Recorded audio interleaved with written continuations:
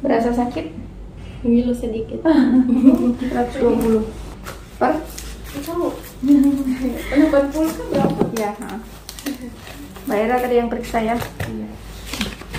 Teman-teman, hari ini saya bareng dengan Ibu Isna ini.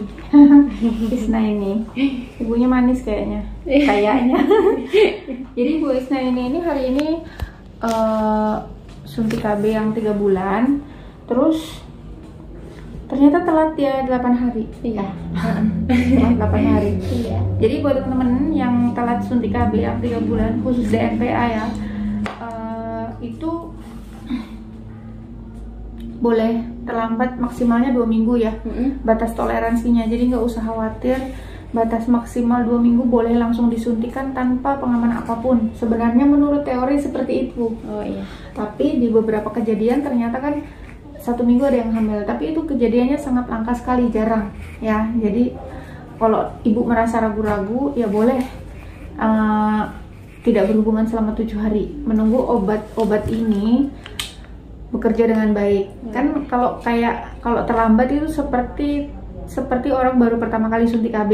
Jadi nunggu 7 hari gitu. Habis KB ini nunggu 7 hari baru berhubungan. Ya, kalau ibu ragu. Oh, iya. Tapi sebenarnya menurut standarnya itu nggak masalah. Misalnya ibu ini telat gitu, terus malah mau berhubungan gitu, menurut standarnya nggak masalah. Gitu, standar terbarunya gitu, standar pelayanan terbaru. Ya, tapi kalau ibunya merasa ragu, ya udah 7 hari jangan berhubungan dulu. Karena anaknya masih umur 5 bulan. Iya, belum 5 bulan baru jalan. Anak pertamanya kembar. Iya. Kembar laki-laki. Iya. Yang keduanya? Belum ada. Anak pertama. Loh, katanya anaknya berapa tadi jumlahnya? 2, kan kembar. Oh. Anaknya 2 sekaligus kembar. Iya. Oh, aku tadi salah pengertian. Aku kira anaknya 4. Nah, Iya, 2 kan kembar. 2 kembar laki-laki semua. Iya, laki-laki Nah, semua. aku bilang mau anak berapa? Dia masih ragu-ragu. Kalau mau punya anak berarti nanti direncanakan 2 tahun baru merencanakannya. Ya, 3 tahun tadi ngobrol sama Bidan Hera, idealnya adalah 3 tahun. Iya, karena ya, sesar. Kan? Karena sesar, ya. Nanti begitu mau merencanakan kehamilan, 3 bulan sebelumnya itu dia dari suntik KB pindah ke pil kombinasi. Oh iya. Ya, boleh andalan, boleh nanti yang dari puskesmas, boleh juga pakai mikroginon. Sembarang aja, yang penting adalah pil kombinasi. Ya, paham ya? Iya. Nah, kenapa langsung pindah ke pil kombinasi? Karena butuh waktu sekitar 20 bulan. Dari suntik KB itu biasanya baru kembali subur. Oh iya. 20 bulan lumayan lama. Ada yang bahkan sampai 2 tahun baru bisa subur kembali. Iya. Jadi saya sarankan kalau nanti minum pil KB, dia akan cepat menstabilkan hormon dan cepat masa suburnya cepat kembali. Begitu. Paham ya? Paham. Oke.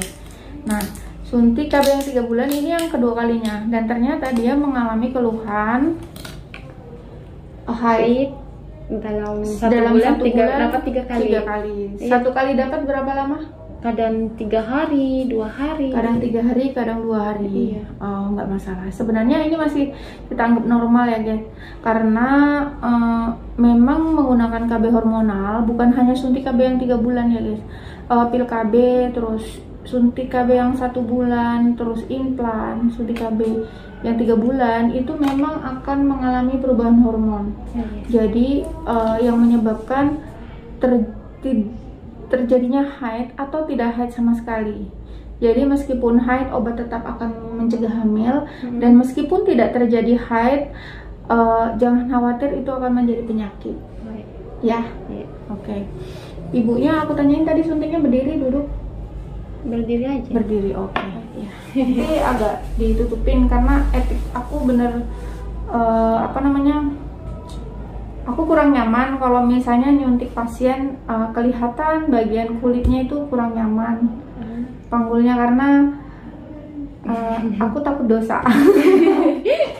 Jadi mbaknya nanti posisinya agak miring sedikit biar nggak kelihatan ya nanti ya.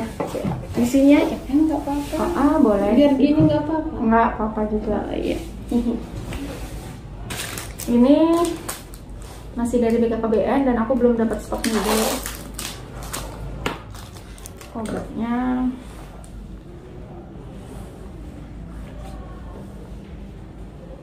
expirednya masih Agustus 2021.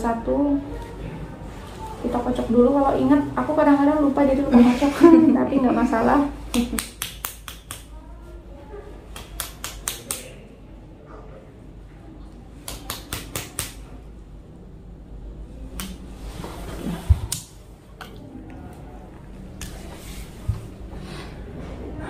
Berarti setelah melahirkan ini baru pertama kali Mbak KB ya? Iya, ini yang kedua kalinya. Ini yang kedua kalinya. Ya. Dulu kan pas lepas 40 hari terus disuruh ber-KB sama dokter, bilangnya kalau lepas 40 hari langsung harus ber-KB, takutnya nanti tinggal lagi kan. Iya, hamil. Memang suntik KB pada ibu nifas ini harus dilakukan secepatnya ya guysnya, tapi secepat-cepatnya itu juga 40 hari, nunggu hormonnya agak stabil dulu. Iya. Gitu. Terus kalau kenapa 40 hari lebih boleh, cuman takutnya hamil duluan. Karena hari ke-40, hari ke 6 minggu, 8 minggu, 10 minggu itu sudah masuk masa subur setelah nifas. Ya, takutnya nanti hamil duluan. Iya, gitu. Itu langsung bilangnya dokter dulu di sana, bilang kalau habis nifas langsung ber-KB, lepas 40 hari kan langsung suntik KB. Iya, meskipun dengan menggunakan metode aminorelaktasi. Pernah dengar ya? Metode aminorelaktasi. Metode aminorelaktasi itu adalah dengan cara menyusuin sesering mungkin setiap maksimal setiap 4 jam sekali ke bayi, dan lama itu insya Allah bisa mencegah hamil. Iya. Tapi itu hanya efektif selama 6 bulan. Tapi harus yakin bener-bener intensitas menyusuinnya itu tinggi. Tapi kalau nggak yakin, karena aku juga nggak yakin, sering nggak yakin sama ibu-ibu, jadi udah KB aja daripada nanti tertinggal. Jadi buat ibu-ibu yang terlambat melakukan KB dan menyusuin dengan benar, insya Allah tidak terjadi kehamilan. Tapi pastikan dulu apakah terjadi kehamilan atau enggak, baru nanti suntik KB. Begitu. Ya karena banyak ibu-ibu, saya 3 bulan melahirkan kok saya belum KB gitu. Ini gimana katanya dia gitu. Apakah saya bisa langsung KB? Bisa. Meskipun itu 3 bulan, 6 bulan boleh langsung KB ibu. Yang penting dipastikan dulu bahwa ibu tidak hamil. Dan jika ibu memang menyusui dengan intensitas yang tinggi, itu insya Allah tidak terjadi kehamilan. Tapi itu kemungkinan, karena ada angka kegagalan sekitar 2%. 2% itu banyak hitungannya. Gitu. Oke. Tadi berdiri ya? Begini aja. Begini. Oh ya. Iya, agak kelihatan. Nggak apa-apa, nanti tidak kelihatan kok, tidak saya lihat kan. Sini kah? Nanti ketika suntik boleh dibuka ininya, maskernya. Oh iya. Belum mandi soalnya. Kan buru-buru, takutnya nanti tutup lagi. Belum mandi, ngaku-ngaku dia. Diumumkan lagi. Waktu hari Jumat kan kesini tapi sudah tutup. Hari Jumat kesini tapi sudah tutup. Saya juga sih yang salah. Ya sebentar ya. Ya masih ada pasien. Isi ya. Iya.